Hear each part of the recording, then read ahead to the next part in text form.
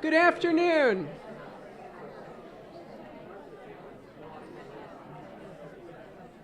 Or as Stephen Colbert likes to say, welcome, welcome, welcome. I'm Beth Radow with the Larchmont Mamaroneck League of Women Voters. Welcome to the 2018 Shoreline League of Women Voters Luncheon with our guest speaker, County Executive George Latimer. George will be speaking on his first 100 days in office. We will also travel back in time to 1968 for a political trivia contest, a time when skirts were short and hair was long. Our annual luncheon is a collaborative effort, and thanks go to Larchmont Mamaroneck League of Women Voters co-president Peggy Jackson and board members Judy Silverstein, who unfortunately is not feeling well today and can't be with us, Phyllis Caskell, and as always, Ann Dooley from the Rye League. Thanks to Orienta Beach Club for this beautiful setting and our delicious lunch. Thanks to Maria Valente of Chocolations on Boston Post Road for the dessert chocolates that are on our table. You can visit Chocolations. It has an open kitchen offering truffles, barks, bonbon, baked goods, and more. Thanks as well to Stefana Luisa from LMC-TV for filming today's event. And thanks to all of you for your support of the League, the actions you take in your day-to-day lives to make democracy work, and for joining us today. We welcome co-presidents Alice Pernick, Peggy Jackson from the Larchmont Mamaroneck League, Monica Gray, president of the New Rochelle League, and Rye League co-president Elisabeth Rotfeld. We owe a debt of gratitude to these women for their leadership and their commitment to candidates' debates that benefit everyone here. Welcome to our elected officials who are here with us today. I hope I got everyone. If I didn't, please let me know. Please hold your applause until the end. Steve Otis. Please hold your applause till the end. Nancy Barr, Westchester County legislators Nancy Barr and Catherine Parker. New Rochelle Mayor Noam Bramson. Town of Mamaroneck Supervisor Nancy Seligson, and council members Jane Elkind-Eny and Sabrina Fiddleman, Village of Larchmont Mayor Lorraine Walsh, and trustees Peter Finelli, Malcolm Froman, and Nora Lucas. And we also welcome Larchmont Library Executive Director Laura Eckley and Rena Bader, member of the Larchmont Mamaroneck School Board, Village of Mamaroneck trustee Victor Tafour, and Judge Christy Derrico. We also welcome Mamaroneck Library Executive Director Susan Riley and Lori Friedley, and Patty Nashelsky, President of the Rye Neck School Board, and Danielle Tagger Epstein, Rye City Council Member.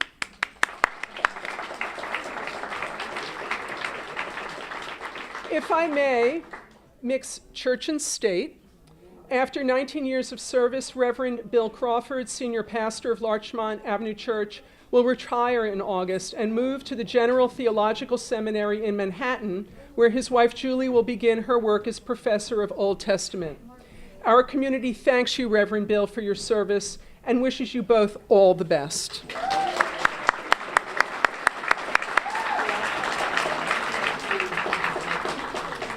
We welcome as well, is there anyone that I've left out? Well, and I welcome all of you. Okay, the first debate, as we know, we've got to fill George Latimer's large shoes in the Senate. And Julie Killian and Shelley Mayer are seeking election to fill that seat on April 24th. The first debate is next Monday, April 16th. Actually, I think there have already been a couple of debates, but the next debate is April 16th at New Rochelle City Hall, beginning at 6:30, sponsored by the League of Women Voters. A second debate next Wednesday, April 18th at 7:30 at Sarah Lawrence College in Reisinger Auditorium, sponsored by the Armour Villa Neighborhood Association and moderated by the League of Women Voters. Parking available in the lot off Kimball Avenue. Before we return to 1968, I'd like to mention a significant comparison between 1968 and today that struck me when I was going back to 1968, and it affects us all.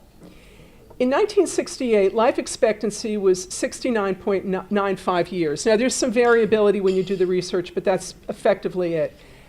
So almost 70 years old. Today, life expectancy is 78.7 years. America's population was just over 200,700,000 on a planet inhabited by 3.5 1.56 billion people. That was in 1968.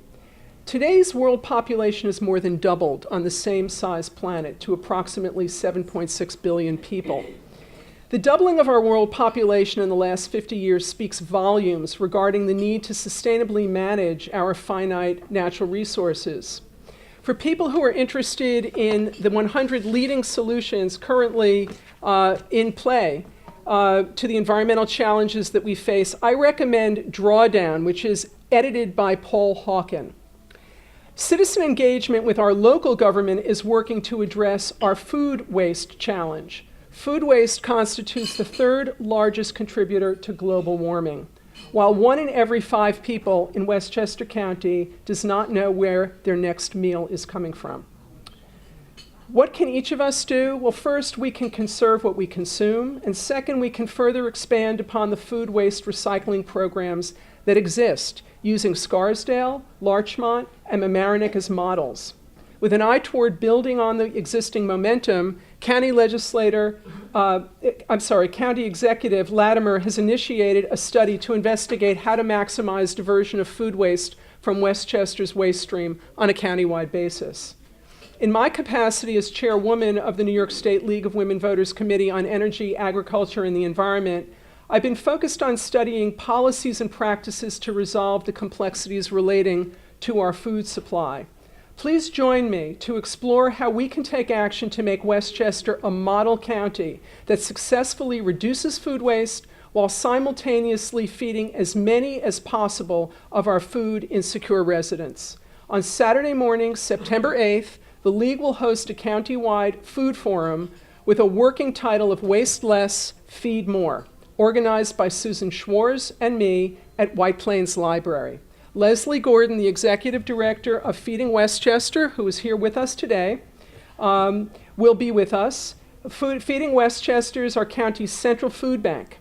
And Leslie will speak, and we will show the documentary Wasted, produced by Chef Anthony Bourdain. We'll reflect on the current status of handling food waste throughout the county, identify the hot spots of food insecurity in Westchester, including in our own community, identify proposed legislation seeking to address the food waste, food insecurity conundrum, and the roadblocks to getting the legislation passed. With your input, we will share solutions and develop common sense goals that we can put into practice at the supermarket, in our kitchens, and for the benefit of our environment and our food insecure neighbors. Like 1968, 2018 is historic. In 2018, challenges to our democracy include, among other things, preserving the separation of power among the executive, legislative, and judicial branches of government, establishing the unfettered right of citizens to vote, dark money from foreign and domestic actors focused on scrambling facts into fake news, and using campaign ads, news outlets, and social media platforms to confuse our perception of reality, influence how we relate to one another, and influence how we vote. The good news is that citizen action has taken hold to protect the rule of law, sustain our democracy, and reclaim our decency. Consider, for example, the impact of the Women's March, the emergence of the Me Too movement, and most recently, the March for Our Lives, the human tsunami that was inspired by our youth. Gratefully, we have teachers such as Mamaroneck High School AP Government teacher Joe Liberti, who is here with us today, who are inspiring tomorrow's leaders, such as Mamaroneck High School senior Sophia Pasela, who is our pick for this year's student inside Albany, and Sophia is here with us today as well. The League of Women Voters' century-old mission to educate, advocate, and get out the vote endures today as it did 100 years ago.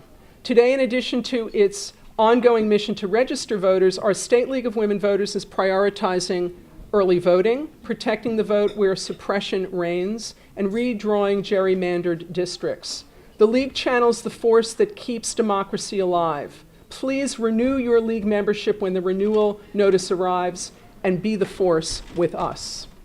For anyone who questions whether one person's vote matters, the results of the recent special elections in Virginia, Alabama, and Pennsylvania should convince you that it does. So if anybody needs a voter registration form, please let us know and we will get you registered. So to get a perspective on how we arrived where we are today, we're going to travel back 50 years to 1968. It's been said that while history does not necessarily repeat itself, it does rhyme. So let's see how much of that holds true. Where were you in 1968? Were you not yet born? Were you in elementary school observing a grown-up world that was reeling from the Kennedy and King assassinations? Were you among college students marching for civil rights or protesting in the war in Vietnam? Were you awakening to women's rights? Were you burning your bra? Were you burning someone else's bra? Were you watching Walter Cronkite on the evening news? Travel back with me to 1968. In 1968, the hourly minimum wage was $1.60. The average annual salary was $7,850. A gallon of gas cost 34 cents, and a new car cost $2,822. Average monthly rent was $130, and a new house cost $14,950. Yikes. The Beatles released the White Album on November 22nd, 1968, making it possible for me to slow dance to Hey Jude for an eternity with my sixth grade boyfriend. Other popular musicians included Simon and Garfunkel, the Jimi Hendrix Experience, the Rolling Stones, Aretha Franklin, the Moody Blues, Led Zeppelin, the Supremes, and the Monkees. In 1968, the musical Hair opened on Broadway. 60 Minutes aired for the first time. The Pulitzer Prize went to William Styron for The Confessions of Nat Turner. The Oscar went to In the Heat of the Night, starring Sidney Poitier as Virgil Tibbs. Yale University announced that it would admit women for the first time.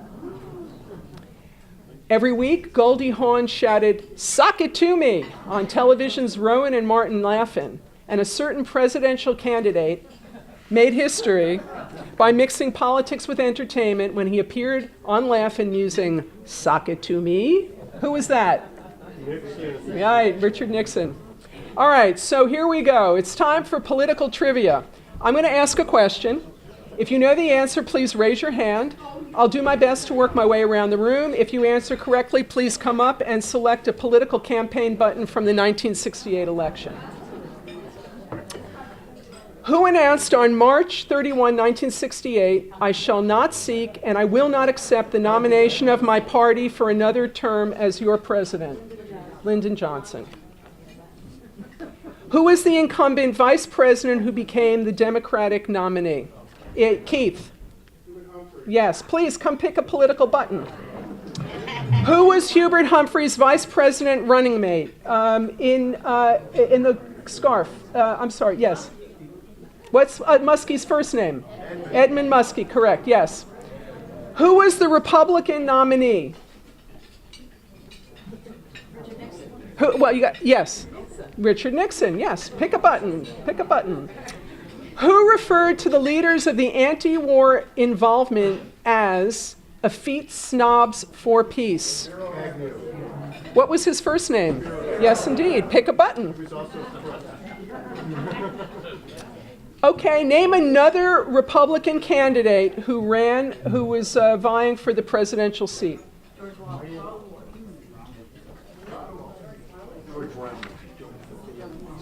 I don't have him, was he? He wasn't a Republican. Anybody else? Noam Bramson. Ronald Reagan, you get a button. Yay, Mayor Bramson.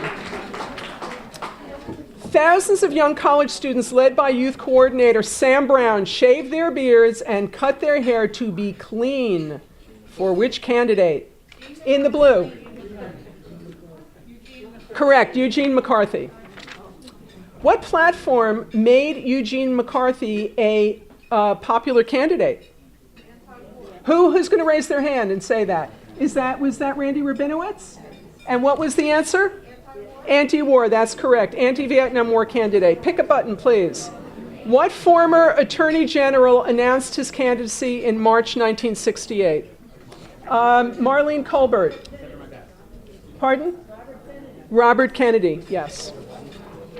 What Southern governor ran on the American Independent Party ticket campaigning as the law and order candidate in favor of racial segregation?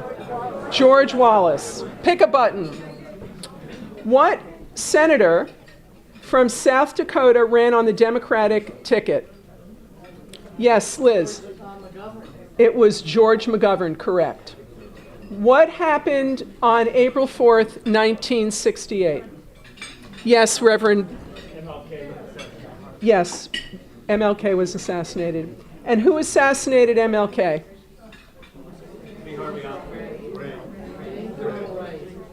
James, yes, but we need a new person for that. Who is that? Yes, okay, you've got it. James Earl Ray. What happened on June 5th, 1968? Who's going to raise their hand? Lorraine Walsh. Yes, Robert Kennedy was assassinated. Where was RFK at the time? Yes, correct. He was at the Ambassador Hotel in a ballroom after the primary. And who assassinated RFK? Who's going to raise their hand? Yes. Yes, Sirhan. 24-year-old Jordanian citizenship. Who among the candidates just mentioned was later quoted to say, when the president does it, it means it's not illegal? Malcolm Froman, Richard Nixon, pick a button. Okay. So you see, sometimes history does repeat itself. Which former First Lady remarried in 1968? Raise your hand. Marlene, someone new. Yes, Lori Friedley. Jackie Kennedy, I'm sorry. And who did Jacqueline Kennedy marry? Raise your hand, please, all the way in the back. Aristotle Onassis. So I think we're done with our buttons, but I've got one more important question to ask. What is George Latimer's birth date?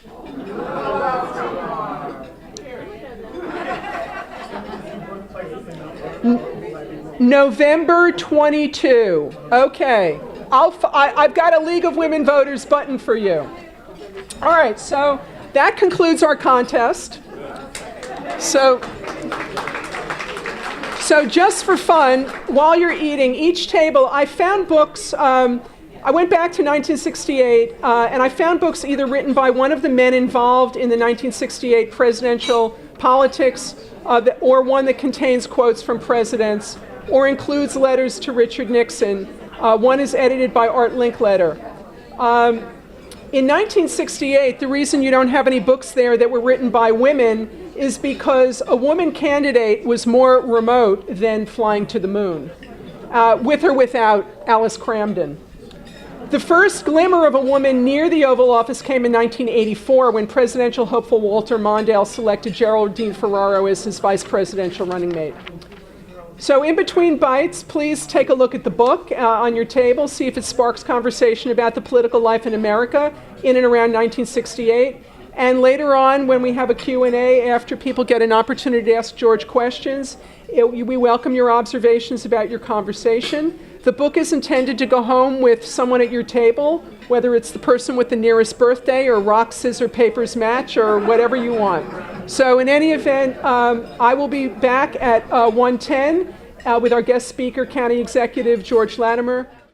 George Latimer's public service has included a seat on the Rye Town Council, the Westchester County Legislature, which he chaired for his last 2 terms, as a New York State Assemblyman, and most recently as a New York State Senator.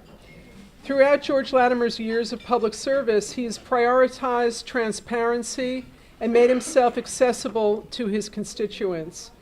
Throughout George's years of public service, he has never lost an election. These two things go hand in hand. People along the shoreline constantly wonder aloud, how can George appear everywhere, all seemingly at once? And that cannot be easy, but that feat reflects what makes George Latimer such a valued elected representative. Please join me in a warm welcome to our friend, Westchester County Executive George Latimer. You're very welcome. Thank you very much. I'm amazed that so many of you are here. I've been speaking to like every group on the planet in the last 2 weeks, so we have to try to come up with something different every time. My topic today is how come the Mets are 10-1? Who knew? Speaking as a Met fan. A couple of things, housekeeping things. First of all, let me make sure I introduce Robin Phelps Latimer from the city of Rye. Let me also tell you that my longtime friend and your state assemblyman, Steve Otis, also had a right answer when he yelled out George Romney. Stand up, Steve. Take a bow. So I'd see if I had to catch up anybody on any other thing. So Beth made a reference, and I think it's worth mentioning. My birthday happens to be November 22nd. I was born in 1953, and all of us remember what a tragic day November 22nd, 1963 was, whether we were alive at the time or not. That was my 10th birthday. I've written about it, in fact, in the local newspaper, my 10th birthday. But I had a cosmic payback on November 22nd, 1968, which was 5 years to the day of the Kennedy assassination. That was my 15th birthday. And when she mentioned the White Album, for those of you who are Beatle fans as I am, came out that day. And in that album was not Hey Jude, but what was in these, no offense, but what was in the album is Rocky Raccoon and Back in the USSR and Martha My Dear, which you sing when you go home to Martha. But there was a song, and I attribute this to being meant for me, to compensate me, birthday. Da-da-da-da-da-da, you say it's your birthday. That was in the White Album on my birthday on November 22nd, 1968. In any event, I think it's frankly terrific that the Larchmont, Mamaroneck community, and I gather Harrison and Rye is participating through the libraries as well in this retrospective of 1968.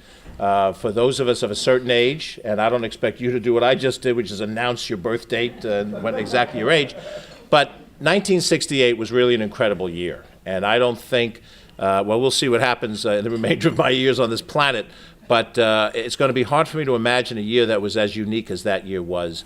I was, as I mentioned, in high school, but for people who tell you casually, oh my God, things are terrible, look how bad things are, I asked them, do you remember 1968? Because in 1968, it looked like the wheels were coming off the car. When you go through each of the different things that happened in sequence, the Tet Offensive in January made us question whether we were going to win a Vietnam War that we were told that we were going to win. And at my age, I was thinking about would I be called up to this war when I hit 18. We had the presidential cycle, which Beth covered in trivia, but Lyndon Johnson's renunciation was a shock. 4 days later, Martin Luther King is gunned down in Memphis. You had a couple of days before the renunciation, the My Lai massacre that occurred in Vietnam. And by the way, trivia question, the name of the lawyer who defended William Calley in the My Lai massacre? George Latimer. No lie. A fellow from Utah was a judge. And the only reason why I find that out is I got a letter sometime in the 1990s from a high school student in New Hampshire who wanted to know my take on the My Lai massacre trial. So I wrote him back, what I thought, and he said, well, didn't you defend William Calley? And I said, I was 14, Suffice to say, I then Googled up every other George Latimer. I found out there was a famous slave case in Boston in the 1800s. Where there was a George Latimer, whose son, by the way, Louis Latimer, became a great inventor based out of Queens, and that's not why you came to hear me speak. But suffice to say, 1968 in sequence had all of these different dramatic situations, the death of Robert F. Kennedy, the riots at the Democratic Convention. We had riots in the urban centers of our communities after the death of Dr. King, and then unfortunately, if you remember those days, almost every summer we had summer riots. We had takeovers of college campuses in those days, Columbia and other places where there was upheaval on the college campuses. We had lots of those things. There was a lot of pop culture in those days and things that brought us back. But I reference that because in 1968, we were tested in this experiment of democracy. And no matter how you look at what you know of history, we've all taken history courses and whatever level of studies we've had, throughout the history of the world, the vast majority of governments that have ever existed to rule over mankind were autocratic governments. They were hereditary monarchies. They were military leadership. They were financial oligarchs who ran, either individually or as a group of them, who ran the government. Religious leaders who ran the government. And to this day, in the majority of countries in this world, you have autocratic regimes. The concept of having democracy, where we decide how we're going to chart a path for our future, is still the exception, not the rule. And our nation's democracy at 230 some odd years is still an experiment. And what does that experiment mean? It means in this very room, much less in this nation, we have people who will interact with each other out of respect, but we hold very different beliefs about things. Those of us who are conservative and those of us who are progressive simply do not agree on a number of things. So the question is, how can you, in a civil society, maintain a degree of civility with each other and attend to rules of engagement that require you to lose well as win well when your ideas are in the dominance or when you are in the minority? And how do you still maintain those relationships? How many of you have taken somebody off of Facebook or Twitter in the last year and a half?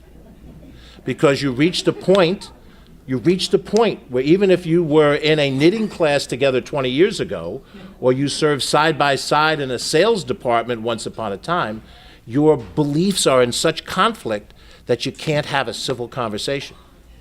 And that is the test of the Westchester County government, the Mamaroneck town government, the Larchmont village government, the Rye city government, the Rye town government, every one of them that have representatives around the room.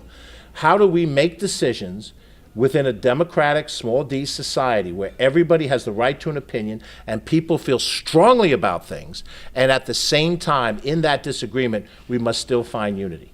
Because I will tell you, we'll fail at this experiment if we don't understand that at the end of the day, we have more in common than we have what separates us.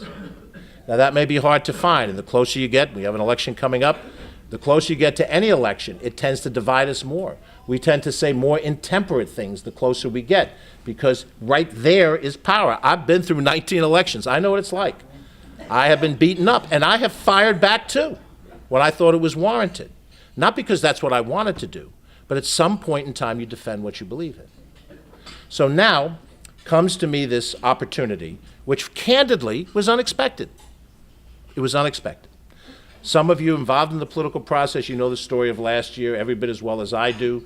I was a principal player in it, but you were there too to watch it, and from both sides of the aisle, I might add. Slightly more than a year ago, I had no intent to run for county executive. There was at least 4 or 5 Democrats that were thought of more prominently than I was and more likely to run. And as there always is in politics, there's polling data. Someone polls, they put a group of names down, and I wasn't any particularly closer than most of the other names that happened. But one by one, the girls that you called up to go to the prom with you decided not to go. And so finally, I got the 5th phone call, and I said, I'll go to the prom, sure, And candidly, and a handful of people in this room know this, candidly, I didn't expect to win. I didn't expect I had a chance to win until very late in the game. I had been schooled in this business, and I'd been through some tough races before. I knew the money gap, I knew the popularity gap. So in some ways, this opportunity to be county executive is an unexpected gift that I've been given. I had to work hard to get it, but it's still something that was given to me by the voters of this county. I do believe that in American politics today, shelf life is cutting shorter and shorter.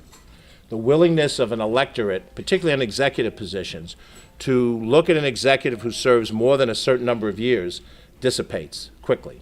We have social media, we have 1,000 ways to communicate, express our opinions, and in so doing, whenever somebody does something that you don't like, and particularly if it's somebody that you like in general, but they do something you don't like, it gets expressed and feelings start to harden. As a friend of mine once said to me in this business, he said, just remember, friends come and go, enemies accumulate.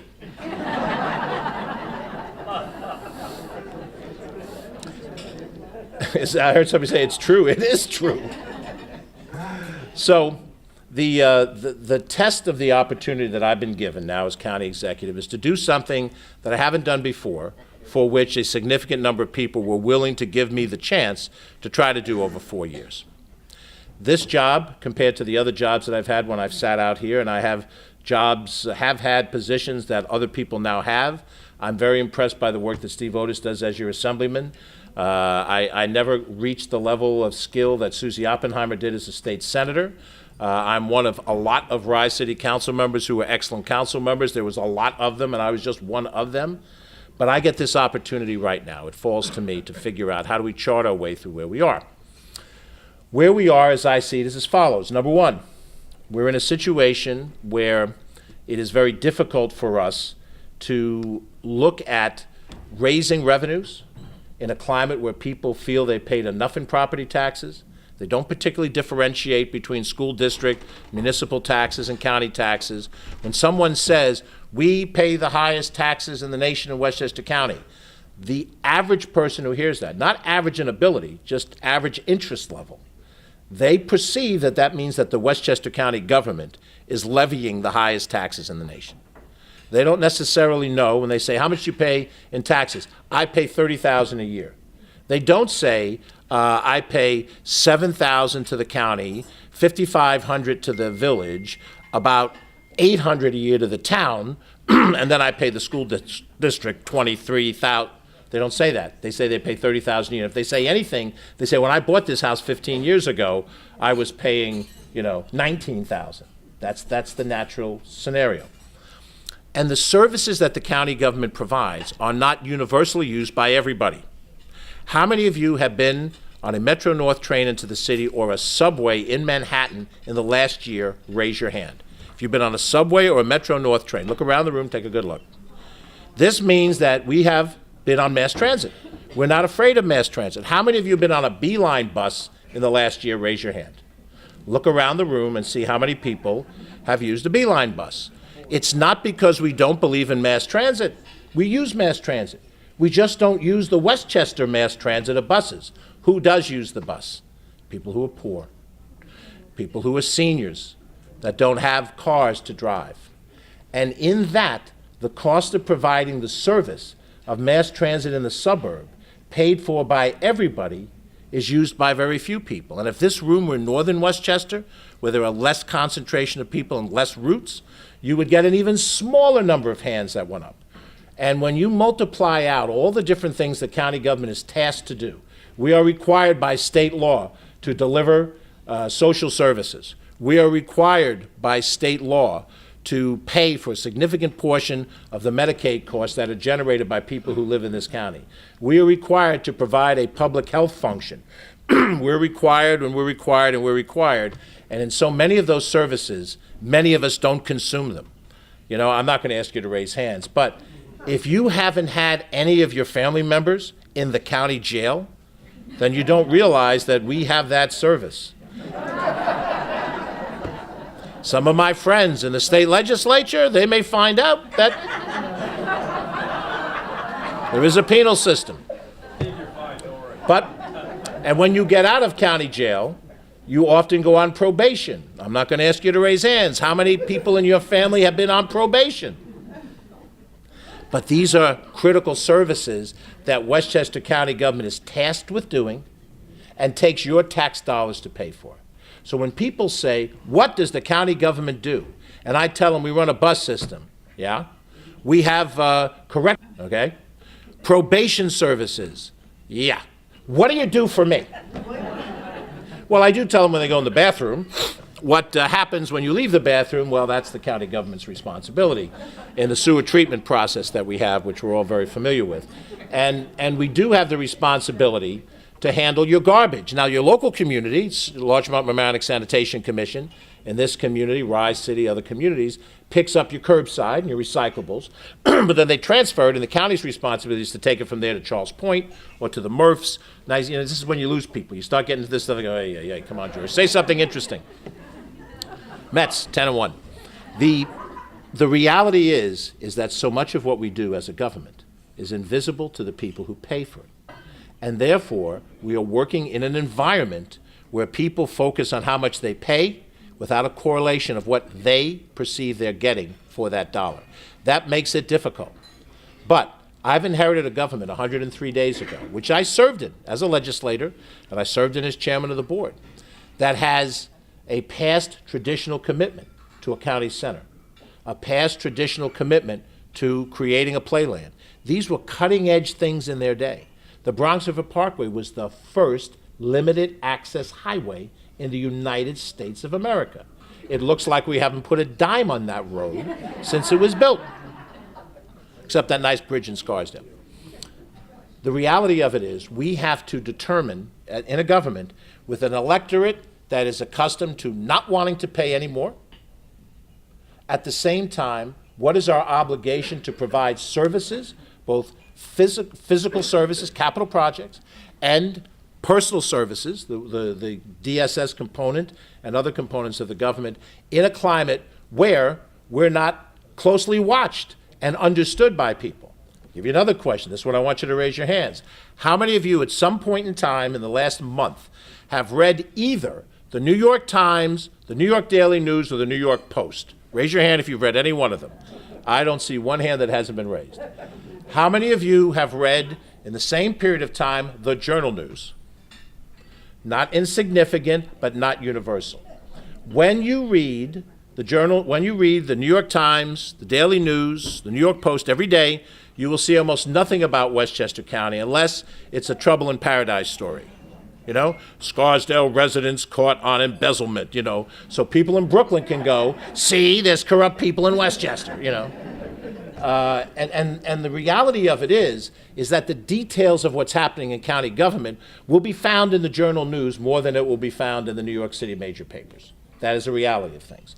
So the challenge that we have going forward is to figure out how to deal with the traditions of this government and the services that we provide, that we're tasked to provide, the physical plant of things that have, in my subjective judgment, deteriorated for lack of attention and resources over time, in a climate where people don't want to pay any additional money, and in a political climate where opposition is active and permanent, no matter who is in office.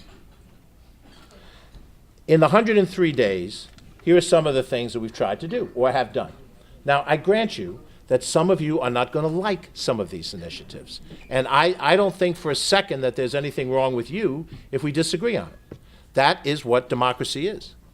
But these are things that I've done or been involved in because I thought they were right. We banned the gun show at the county center.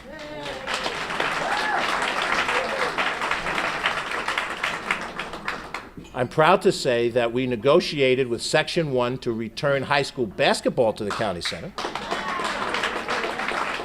And without taking too much personal credit for it, because it did begin under my predecessor's administration, the Westchester County Center is the home for the WNBA Liberty this year. So I would argue that we saw family values at the county center differently. No gun show, high school, and women's professional basketball. We've restructured the Human Rights Commission of this county. I was there with Lois Bronze and Andrea Stewart-Cousins when it was created. I can talk about the vision that Andrea had, the moral center that Lois had, and I was the legislative person that had to go through all of the different things to make this thing happen. We've restructured the commission. We've restructured the paid staff of the commission to make it be what it was intended to be. We have set down to the Board of Legislators, and they have passed union contracts that were funded for the community college that were being held up. They were held up on a principle.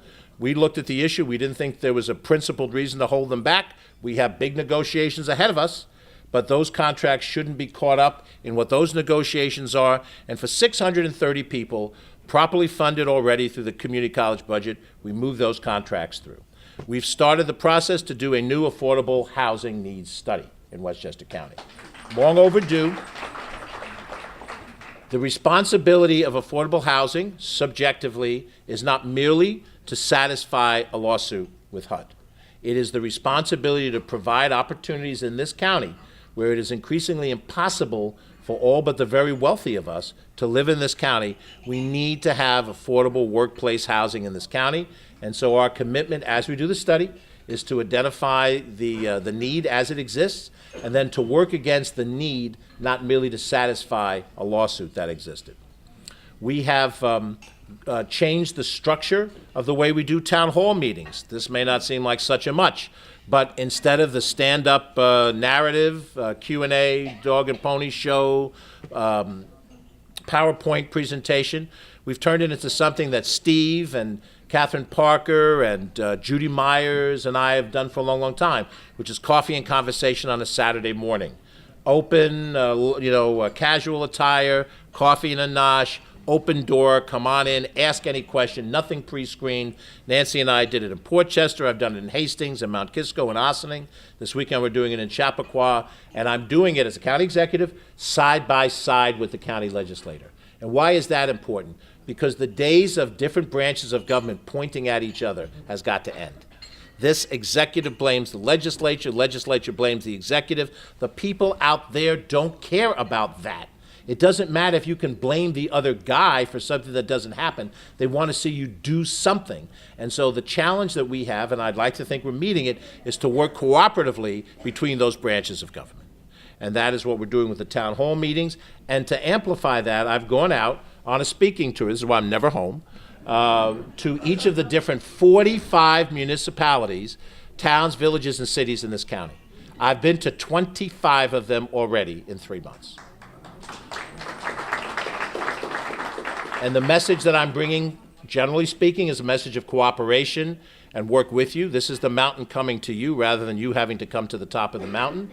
And I've been in, I've been in Lewisboro and Pound Ridge and Dobbs Ferry and, obviously the places I'm familiar with in New Rochelle and so forth. It's like that Johnny Cash song, I've Been Everywhere, Man. But to go out to 45 communities, I got 20 of them left, is a statement that as the county executive, I'm coming to you. I want the cooperation of the Rye Town Board. I don't demand it. I come to the Larchmont Village Board. I come to the Mamaroneck Town Board. Me to you, so that we have a relationship as we have had it before. It's George and Lorraine. She is the mayor of the village of Larchmont. She has authority and responsibility. So does Nancy Seligson as the town supervisor. So does Gary Zuckerman as the town supervisor. But we're not falling back on titles. We want to build cooperation based on common interests for the people we represent. And with that, we've established a good neighbor policy that stretches out the time frame of the county making a decision so that the local government has input. My friends in the city of Rye who are here, former Councilman and Mayor Ted Dunn, former Councilwoman Roz Lahr, when things happen at Playland, they should have had an input in those things. The county should come to the Rye City Council, address the council, here's what we're planning to do. You have 60 days to think about it. If you want to have a public hearing or discussion, you can, and then you should be able to opine as to what we're doing. We may have to do what we have to do anyway, but we shouldn't do it without the input of the local government. And that's a commitment to Rye City, to Rye Brook, and to everyone else in this room. That we've done.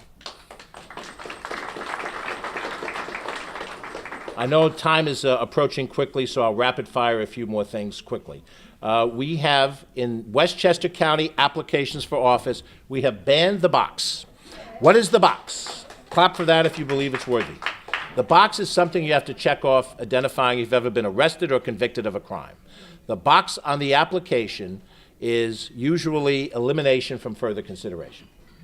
Why do we ban the box? You can still ask those questions in an interview. You assess the person's application. If they are qualified and they pass the point for an interview, you interview them, and then you ask them about their background, and they need to tell you exactly when they ran afoul of the law. And it could be something recent and relevant that would give you a reason not to hire them. But it might also be something they did when they were 19 years old. You'll never know that if you check the box and you throw the application out once you see the box checked. And by the way, if we believe that the prison system is in theory for rehabilitation, we call it corrections. It's the Department of Corrections, not the Department of Punishment. If it's the Department of Corrections, then we want to have you have a chance when you have paid your debt to society. And by the way, if you continue to break the law, we will treat you as you deserve to be treated based on your behavior. But if there's never a chance to come back and have a productive life and be hired for something, then we are ensuring you're going to repeat that behavior. That's why we ban the box. I signed a law which was passed unanimously by the County Board of Legislators, which says that you cannot, as an employer, ask about the salary history of a candidate before you. Why? Doesn't that take away my right to ask a question? It does, and here's why. you find that you have a job budget. I've done this in the private sector as well as I've done in the public sector. That job is 65 to 75 range. I'm interviewing candidates. I think I've got the right candidate. I make an offer to that candidate within the range of what I have. If I ask a question, what was your last job? He says, well, I was doing childcare, working part-time. Now you can calculate, oh, well, you were probably making a lot less than 65. I'm going to offer you the job at 45, and let's see if you take it. Now, you could argue that's good for the business. You save labor costs. But it's lousy for the woman in the workplace. And you're stuck on a calendar of compensation that may not be a realistic compensation for your skill set. So what's the situation? You offer a job if you think it's worth offering within the range that you have. If you think the candidate before you is at the low end of your range, you offer it to them at the low end of the range. Their salary history should not be relevant. If we're ever going to narrow the gap between 89 cents a dollar for a woman and $1 for a man, this is one of the steps you need. That's why we passed that law. I'm going to jump ahead. You saw that I wasn't particularly happy during the Con Edison crisis. Everybody saw that video. It goes wild. Many of you in this room have known me for 30 years. Most of you probably never ever seen me get mad. I have like one of the highest boiling temperatures. You know, I've been through things where you just kind of shrug it off. But what I saw was not the people on the line, but I saw a corporate indifference on the phone to what municipalities, what towns and villages and cities were struggling through during this, and I heard corporate indifference and I got angry at it. Because I thought that senior management should have been up here, should have gone out and seen the problems for themselves, understood that there was a woman whose house was behind Dunkin' Donuts and she had a son who had MS, and they needed power back, not just to hit a statistical number, but because of the human need involved. And they needed to know what Nancy Seligson knew at the time. And so I got mad, and at the end of the day, we expect to see some changes and reforms, and hopefully that'll come out of this. Ahead of us, we have to take a hard look at what we want in terms of airport governance. There is no question there's additional money in the airport fund.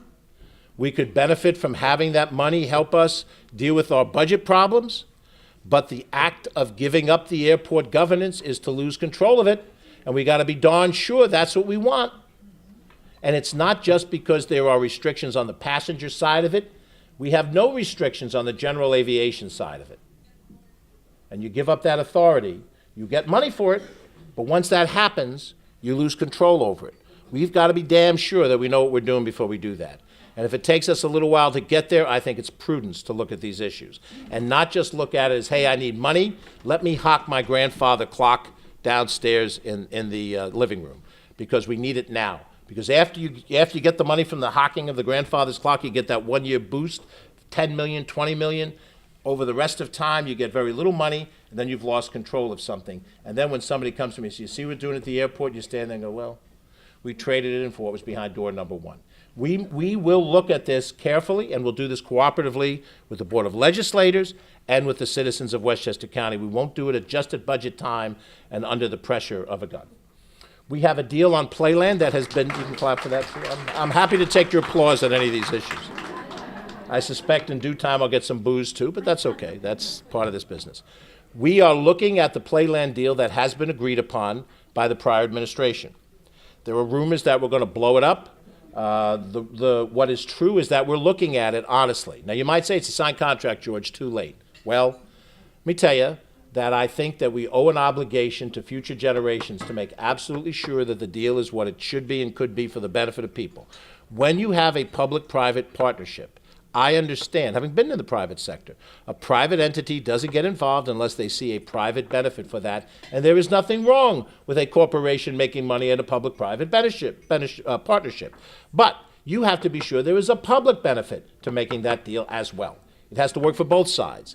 And I want to make sure that I know that there is a public benefit and it makes sense. And if it does, then we go forward. If it doesn't, then we have the option to renegotiate.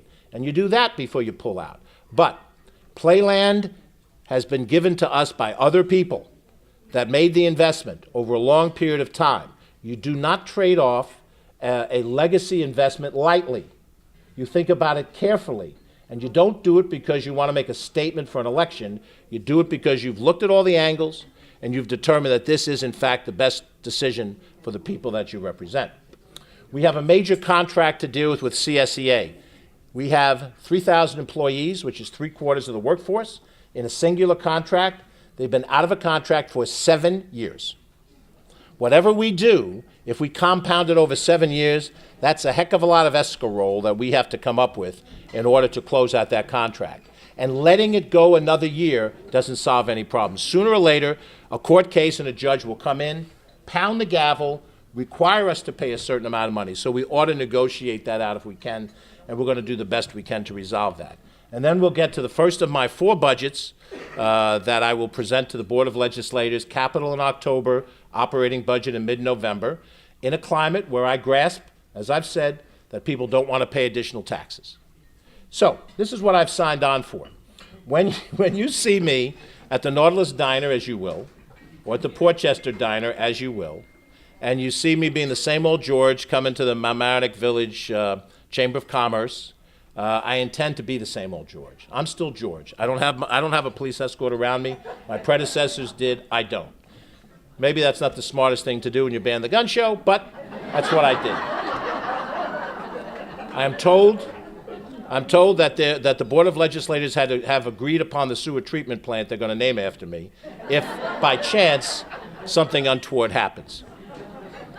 I hope it's not the one in Mamaroneck. Susie Oppenheimer lives within earshot and nose shot of it, and I hate to think that she'd see that plant and my name would be attached to it. But the bottom line is, I don't consider myself anything more than a steward for 4 years. There's no Mount Rushmore for county executives or for any of us in local government. There is no remembrance 50 years later. Ed McCallion built an impressive county government during his tenure, Republican for 16 years. Other than his name on the office building, how many people know who Ed McCallion is? How many people know how good a county executive Andy O'Rourke was?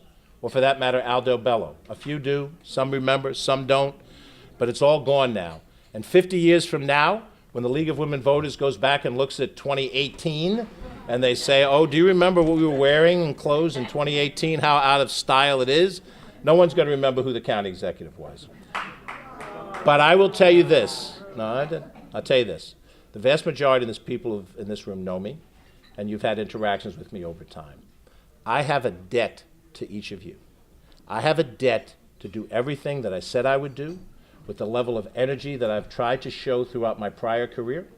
I don't owe you the end result that you want, but I owe you the responsibility to listen to you, to take your opinions into account, to work hard every day, to work honestly, so that when this term is over, if this becomes the final time in my public service, that I can walk into this room or any room and feel proud that I was your representative for all of these years, and that you would feel proud that whatever you did for me, you did, and I delivered what you'd hoped for. Thank you.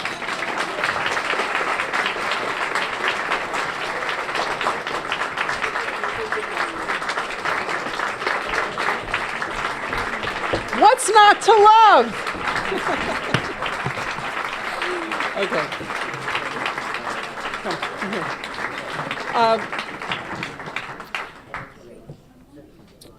Well, okay. Bear with me just a moment.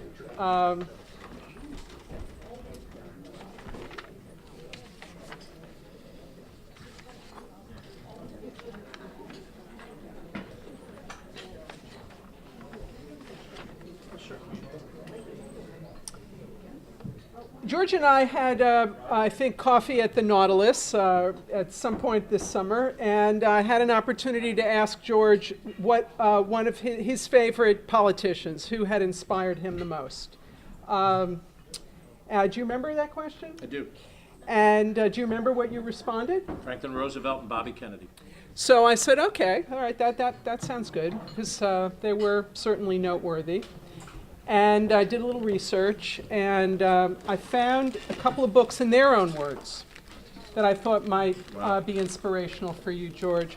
This is a first edition of a book called As FDR Said. It's a first edition autographed by the author Frank Kingdon. Wow. And this to you with our affection. And here's another book called Collected Speeches by RFK. And it was edited by Edwin O. Guthman and C. Richard Allen. So this is Wow. to you from Fabulous. us. And respecting the ethical guidelines, they will sit in the county executive's office for my Absolutely. successors to enjoy Absolutely. as well. Absolutely. And now we also have, George, if you would do the honors for our raffle.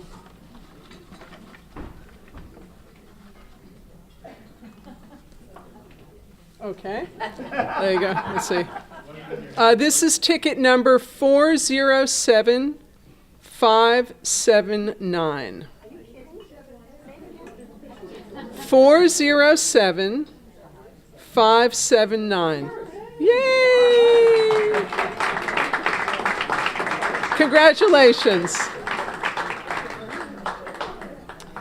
Well, we have an opportunity to ask some questions. I just wanted to also mention that in 1968, our community has this one book, one community, and we have on your tables the brochures of the various programs that are going on this month. A tremendous amount of work is put in by numerous people to make this event happen, and the success of the event is shown by how many people come out. So please do join in and participate in these programs.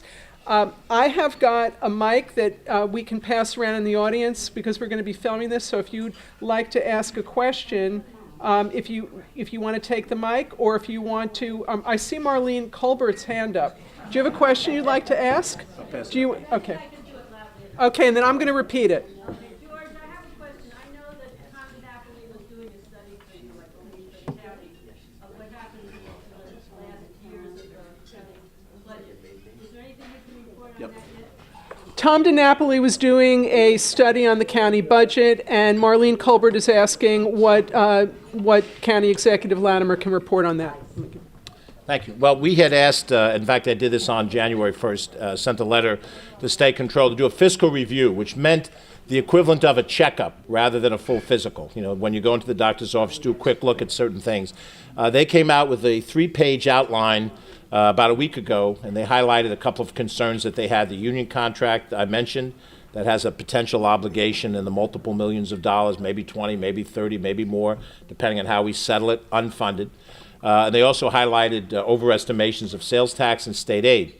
But what it has triggered them to do is they now have decided, based on what they saw in the fiscal review, to do a full 5-year audit of Westchester County's finances. So that is underway, just began. We won't have information on that until into the fall. It will impact the budget that we send to the Board of Legislators, and whatever the results of it will be shared with everybody. It covers the period from January 1, 2013 to December 31st, 2017.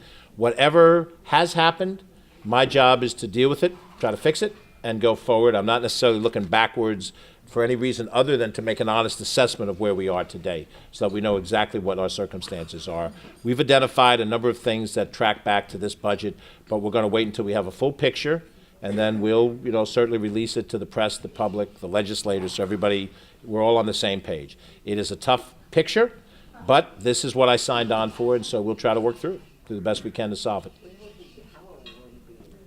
Yes. What? It's on for the TV. Oh, okay.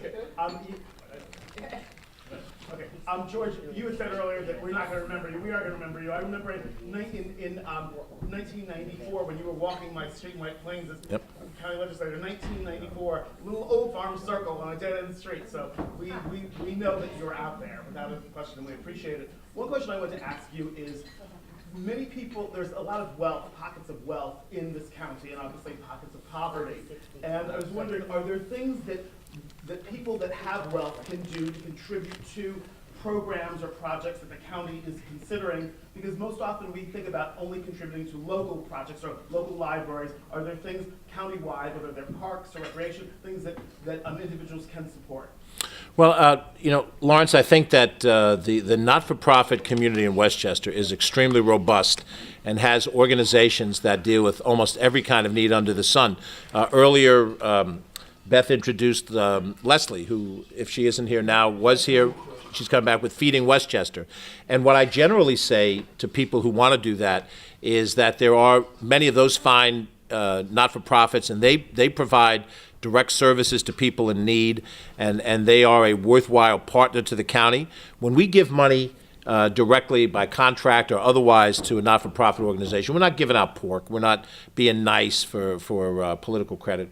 We're doing it because the not-for-profit provides a service that is best done outside of the lines of government. And so I think whether it's in the child care field or criminal justice field, any of these fields, that's where I would direct somebody, rather than into this main line of government. It is also true that in the private sector, the business sector, will do certain things better than the county government can do, and that's why we contract frequently with businesses to do things. We talk about the airport governance issue.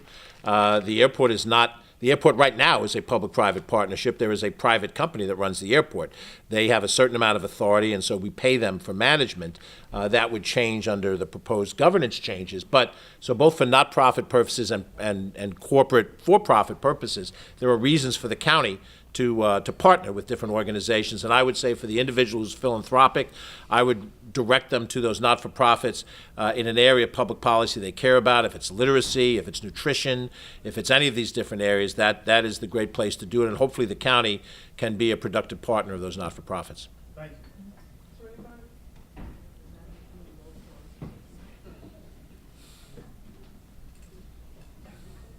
Hi, George. I was just wondering if you could highlight for us what environmental initiatives we can expect to see coming from the administration.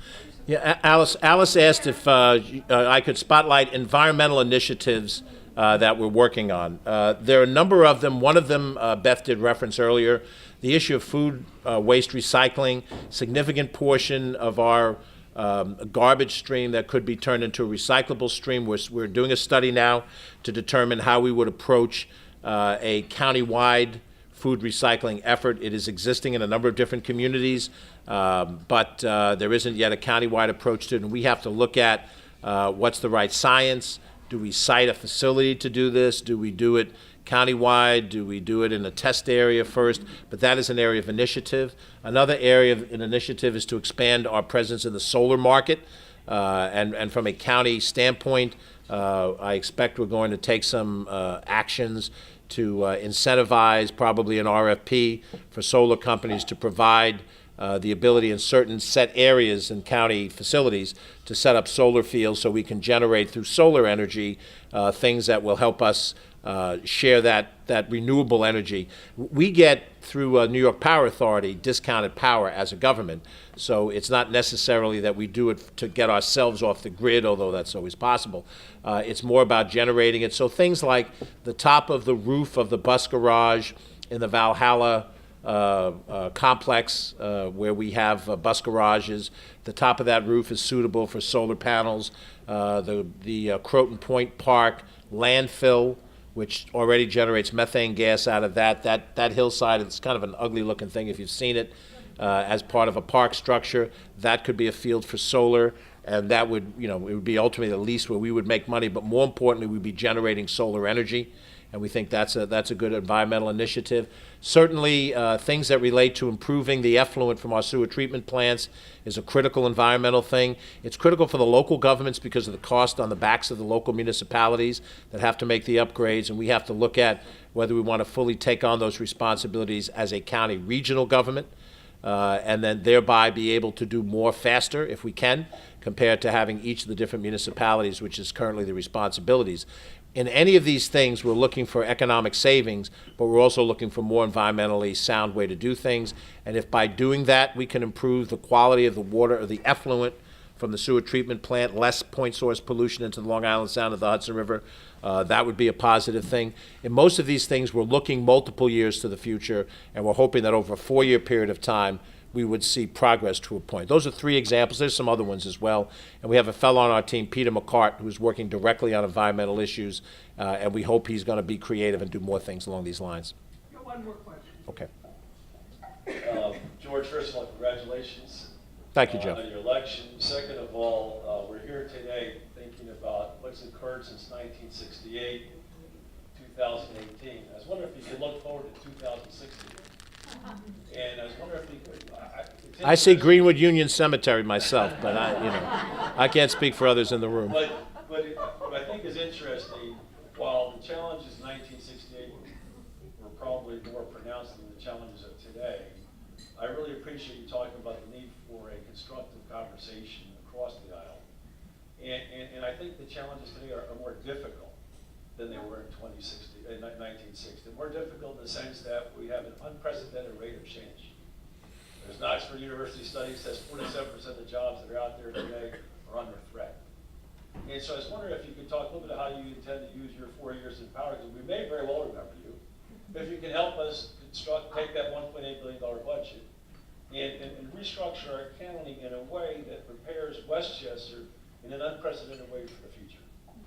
Well, I think that's really probably the things that we never talk about, Joe, during political campaigns, which is really what would we propose to do. We wind up spending the last 2 weeks of a campaign, slinging mud. But I would say a couple of general things that would matter. Number one, I think we have to be much more open to what new technologies can do for us and invest early on in new technologies, not just because they might be a cost saver, but because that is ultimately the way things are going to be delivered in the years to come. You could look at that, generally speaking, by speaking about prevention in almost every area of operation. If we could focus our public health money on prevention of diseases and behaviors. Look, I freely admit I'm overweight. I have a weight problem. I have a food problem. There are other kinds of things that could be prevented by a more robust change in our behaviors. What a government can do to help incentivize that, making certain information things more available. The Neighborhood Health Center model as an example that helps solve some of those problems so we don't get it to the point of they go into an emergency room and that's their primary health care physician. I think those are things that are futuristic going to the future that we have to look at and go forward with. When I said before about technology and I mentioned before about sewer treatment, I think we have to look at new methods of doing things like that to get a higher quality of result on environmental issues, and the technology we have today will probably be ancient and obsolete, certainly in 50 years. But even if we let's assume I have 20 more years to just live, if not be in public office, that we try to anticipate what those changes might be so we're at the ground floor of those things. Probably the most difficult thing I think that we have to deal with right now is just what I said sort of conceptually early on, which is the climate in which we discuss things. And I know that you have, in your tenure as a town supervisor, you offered out some innovative ideas, and you had a robust public discussion, and people might not have been ready for what it was that was the possibility for the future. And I think as much as people look to have good leaders somewhere along the line, we're all going to have to be good followers. We're going to have to engage and follow what the substance of public policy is and not just the symbolism of it. And that symbolism oftentimes becomes, at the end of an election, tribal. My tribe, your tribe, and we fight, and that's it. And if we don't change that, all the technology in the world isn't going to solve the problems we have, because at the end of the day, most problems are created by us as humans, and we as humans have to figure out, if we want this experiment to work, how we work through it. But like you, I'm an American. I am fundamentally an optimistic person. I see storm clouds. But every time this country has had storm clouds on the horizon, we've worked through it. We are an imperfect country. We've done things in our past that are not defensible. We have had individuals that have done things that are inappropriate, wrong, illegal, but we still work through it. The country is bigger than the individual that serves in office. It's bigger than the moment that we're in. And so I do think the dialogue going forward can get us closer to that. Now, if I'm around and you're around in 50 years, I'll buy you a drink, and we can assess how well we've done. But I see Greenwood Union 50 years from now, so maybe we do that drink a little sooner than 50 years. Thank you all very much. Have a wonderful day.